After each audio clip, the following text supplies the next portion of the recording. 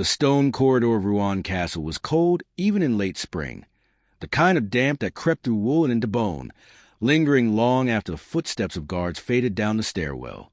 In a narrow chamber beneath the keep, chained to a wooden beam and watched by English soldiers instead of nuns or clerics, sat a 19-year-old prisoner who only months earlier had ridden at the head of French columns, her banner lifted high above ranks of men twice her age. There was no crowd now, no cheering soldiers, no battlefield noise. Only iron rings set into stone, the scrape of boots outside her door, and the quiet understanding that this was no longer a war of swords and siege engines. This was something colder, something designed to finish what cannons and cavalry could not.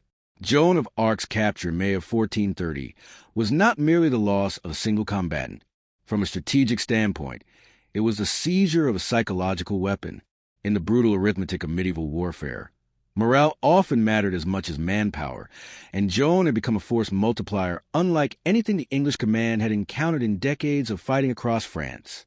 She had not just helped lift the siege of Orleans. She had shifted the emotional center of gravity of the war. French troops who once retreated at the sight of English longbows now advanced behind a teenage girl carrying a white standard. Cities that hesitated to declare for Charles VII opened their gates when word spread that the Maid was coming. Her presence did what entire armies had failed to do. It made men believe the war could be won. That belief was precisely what made her dangerous once she fell into enemy hands. When Burgundian troops captured her outside Compiègne and transferred her to English custody, the decision that followed was not shaped by theology or law. It was shaped by operational necessity. The English leadership understood something with brutal clarity. They could not treat Joan as a common prisoner of war. Executing her outright would turn her into a martyr before the flames ever reached her. Holding her indefinitely would allow her legend to grow in chains, turning every day of her captivity into a rallying point for resistance. Releasing her was unthinkable. She would return to the field, and the psychological damage would be catastrophic. So they chose a different battlefield, one where they could control every variable, one where they could strip her of credibility before stripping her of life. That battlefield was a prison cell and a courtroom. Rouen in 1431 was firmly under English control, its garrison reinforced, and its administration loyal to the occupying power. This was no neutral venue for a trial. Joan was not placed under the protection of the church, as canon law required for an ecclesiastical prisoner. She was kept in a military fortress, guarded by English soldiers, chained in a manner more consistent with a high-risk detainee than a defendant awaiting theological inquiry. From the beginning, her captivity carried the unmistakable hallmarks of a hostile detention operation: isolation, intimidation, psychological pressure. She was denied the comfort of sympathetic clergy. She was denied the presence of French legal advocates. The men who questioned her were not impartial theologians seeking truth. They were agents of a political objective. Their task was not to determine her faith. Their task was to neutralize her influence. For weeks before the formal proceedings even began, Joan lived under conditions designed to wear her down. Her cell was small, the air thick with the smell of damp stone and rusting iron. She slept in chains, sometimes with her legs bound to prevent escape, a constant physical reminder that she was no longer a commander but a captive. English guards, not French or neutral attendants, controlled her movements. Their presence was not subtle. It was deliberate. Every shift change, every door opening, every echo of armored steps in the corridor reinforced the same message. You are alone. You are surrounded. There is no rescue coming. For a soldier accustomed to open fields and the movement of armies, the stillness of confinement was its own kind of torment. Joan had lived the past 2 years in motion, riding from town to town, from siege line to siege line. Now her world had shrunk to a few square meters of stone floor and a narrow slit of light high in the wall. The battlefield had been replaced by a cage. When the trial began in February of 1431, it was framed as a religious proceeding, but its structure resembled something closer to a military tribunal run by the occupying force. Bishop Pierre Cauchon, the man placed in charge of court, owed his position to English support. The panel of judges was carefully selected to ensure ideological alignment. Every procedural decision favored the prosecution. Joan was denied legal counsel. She was denied an appeal to the Pope. She was denied even the basic protections that church law afforded to accused heretics. From the first interrogation session, the dynamic was clear. This was not a search for truth. It was a campaign of attrition. The questions were not designed to clarify. They were designed to trap, to force contradictions, to provoke statements that could be twisted into charges of heresy. Joan, barely out of adolescence, faced a room full of trained theologians and lawyers, men who had spent their lives mastering the art of verbal combat. Yet she did not crumble in the way her captors expected. She answered carefully, often with precision that surprised her interrogators. When asked if she believed she was in a state of grace, she refused the trap, replying that if she was not, she prayed God would put her there, and if she was, she prayed he would keep her. It was the kind of answer that denied them the leverage they sought. Each session became a duel fought, not with steel, but with doctrine. But the English command understood that trials were not won only in courtrooms. They were won in the spaces between them, at night, in the quiet hours when the torches burned low and the corridors echoed with distant footsteps. Joan remained alone with her thoughts, her fears, and the knowledge that every word she spoke the next day could determine how she died. This was psychological warfare, in its purest form. No visible torture was required. The environment itself did the work. She was threatened repeatedly with harsher confinement, with irons, with the possibility of torture. At one point, the mere presence of the instruments of torture was used as a weapon brought into her view not to be used, but to be seen. The message was unmistakable. Cooperation could ease her suffering. Resistance would only make it worse. For a soldier, the battlefield offers clarity. There is an enemy. There is an objective. There is movement, momentum, the sense that even defeat comes with honor. Prison strips all of that away. It replaces purpose with waiting, action with uncertainty. Joan was no longer fighting for a city or a crown. She was fighting to preserve her own identity against a system designed to erase it. The English objective was not simply her death. It was her discrediting. They needed the world to believe she was not a divinely inspired leader, not even a misguided patriot, but a dangerous fraud, a heretic, a witch, something that could be condemned without consequence. If they could accomplish that, her execution would not create a martyr. It would create a warning. So the pressure intensified. Days turned into weeks. Interrogations continued. Joan grew physically weaker, her health declining under the strain of confinement and stress. Yet her resolve remained a problem for her captors. Every time she answered with clarity, every time she refused to fall into doctrinal traps, the plan slipped further from their control. They needed a break, not in her body, but in her will. And slowly, methodically, they began to get it. The combination of isolation, exhaustion, and fear took its toll.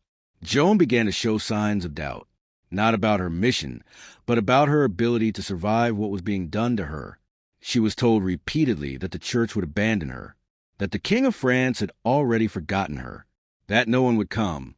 These were not random statements. They were targeted strikes against the emotional supports that had carried her through battle. In modern terms, it was a classic campaign of psychological destabilization. By the spring of 1431, Joan was no longer just a prisoner. She was a strategic asset being dismantled piece by piece. The English had failed to defeat her on the field. Now they were determined to defeat her in chains. And as the trial moved closer to its conclusion, the space for survival narrowed. The court was preparing its final move, one that would force Joan into an impossible choice. Stand firm and face immediate execution, or bend just enough to give her enemies the narrative they needed. In the cold silence of her cell, with the sounds of Rouen's garrison drifting through the stone, Joan of Arc waited for a fate that had already been decided by men who feared her more in captivity than they ever had on horseback. She had changed the course of a war. Now the war had come to her, and was being fought in the smallest battlefield of all. The courtroom in Rouen was never meant to save Joan of Arc. By the time the judges reconvened in the spring of 1431, the outcome had already been engineered in private chambers, where English commanders and loyal clerics aligned their objectives with cold precision. The trial existed not to discover truth, but to manufacture legitimacy. legitimacy for an execution that military necessity demanded but political optics forbade. Joan was not being judged as a woman of faith. She was being processed as a destabilizing force in a war that England could no longer afford to lose in a realm of belief. As the sessions dragged on, the pressure intensified in ways that left no bruises, yet inflicted deep damage. She was confronted with increasingly aggressive questioning, designed not merely to extract statements but to fracture her confidence. They attacked her visions, her obedience to God, her refusal to submit entirely to the authority of the court. Every answer was twisted. Every hesitation became evidence. Every moment of fear was cataloged as weakness. For weeks, she resisted. She argued with clarity that stunned even her enemies. She corrected trained theologians on points of doctrine. She maintained that her voices came from God, not from darkness. But the environment was engineered to exhaust even the strongest will. No allies, no neutral protection, no appeal, only the slow grind of isolation and the constant reminder that her body was entirely at the mercy of men who saw her as a problem to be erased. Then came the turning point. In late May, Joan was brought to a public setting where the threat was no longer abstract. She was told plainly that if she did not submit to the court, she would be handed over to secular authorities for immediate execution. The choice presented to her was not between innocence and guilt. It was between two kinds of death, one swift and violent, the other delayed and humiliating. Faced with the prospect of burning alive, she wavered. In that moment, stripped of armor, stripped of command, stripped even of sleep and security, Joan did what many soldiers have done under unbearable pressure. She chose survival. She signed a document renouncing parts of her testimony, agreeing to submit to the church, agreeing to abandon the clothes she had worn as a soldier. It was not a full confession of guilt. It was a tactical retreat, a desperate attempt to buy time. For a brief moment, it worked. Her sentence was commuted. The flames were delayed. She was returned to prison instead of taken to the stake. But the English objective had never been mercy. It had been control. And now that they had her signature, they no longer needed her cooperation. They only needed a pretext. That pretext came quickly. Back in her cell, Joan was once again surrounded by English guards. The promise that she would be held in church custody was quietly ignored. The same men who had threatened her before resumed their watch. She was given no meaningful protection from harassment or intimidation. The psychological pressure returned with renewed intensity, and with it came a realization that would harden her resolve in a different way. She had been to survive, and survival had changed nothing. Within days, she reclaimed what she had surrendered. She returned to wearing men's clothing, not as a statement of rebellion, but as a matter of safety in a hostile prison environment. The court seized on this immediately. They declared her a relapsed heretic. In medieval law, this was not a minor technicality. It was a death sentence. The decision was swift. This time there would be no delay.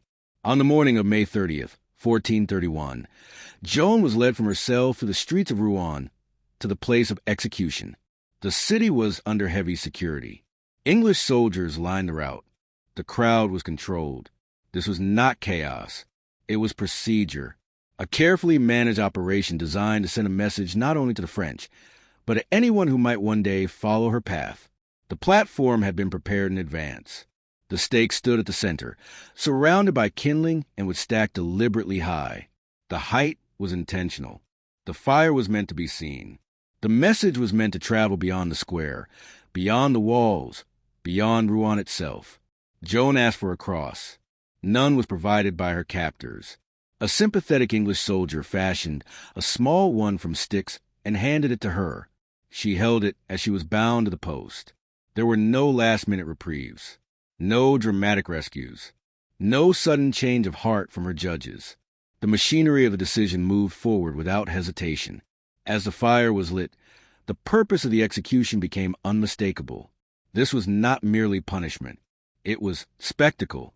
The English needed the world to see that the Maid of Orleans was not untouchable, that no symbol was immune, that resistance, even when wrapped in faith and heroism, would be crushed.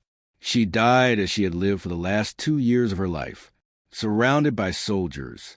At the center of a war she no longer had the power to influence with arms, but whose outcome she would still shape in death. In the immediate aftermath, the English achieved what they had planned. Joan was gone. The most disruptive force in French morale had been removed.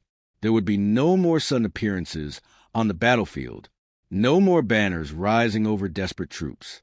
From a narrow operational perspective, the problem had been solved, but wars are not won only by eliminating enemies. They are won by controlling meaning.